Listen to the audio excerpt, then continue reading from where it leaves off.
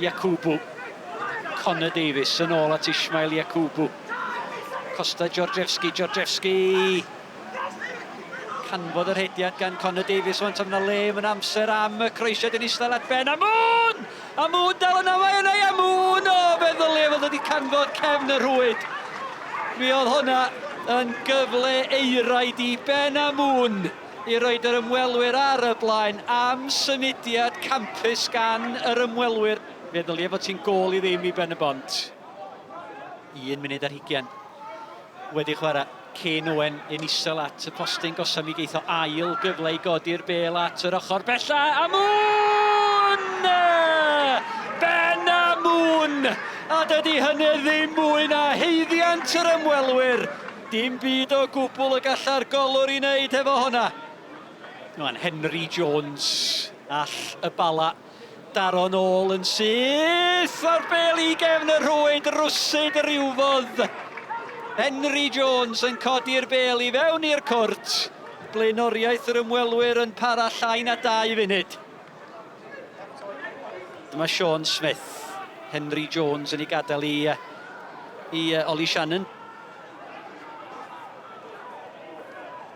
Venables, o hyfryd am o hwnna'n gic o'r smotin. Trosedd ar Henry Jones. Ac yn fler gan Harris ac yn ildio y gic o'r smotin. Penderfyniad hawdd i Mr Hugh Jones oedd yn y fan ar lle. Chris Venables, y capten a'r cyfrifoldeb, yn erbyn Ashley Morris. Mi ath Morris y ffordd cywir. Ond dim gobaith o gwbl. A Chris Venables yn sgorio unwaith eto. Connor Davies ar tafliad Sean Smith at Will Evans. Yakubu. Ond at Will Evans. O, heibio Yakubu. O, sgiliau godidog ar croesiad yn edrych am Shannon. O, camgymeriad erchyll yn y cefn gan Ollie Dalton. O'r hediad i lawr y chwith gan Will Evans. A'r bel yn cael ei gwiro i'w rwyd i hun gan Ollie Dalton druan. Jones. Shannon ar ergyd ar erbyd yn mae hon anghefn y rwyd. A Will Evans sydd yn llithro i fewn. Ond mi oedd yr ergyd gan Ollie Shannon yn rhy boeth i Ashley Morris. A mi oedd hi'n gol ar blat i Will Evans i gwneud ti'n 4 gol i un. They started really well and then we didn't start at all today. Didn't get ourselves going. Will Evans was outstanding. Maybe gone and won us the game really.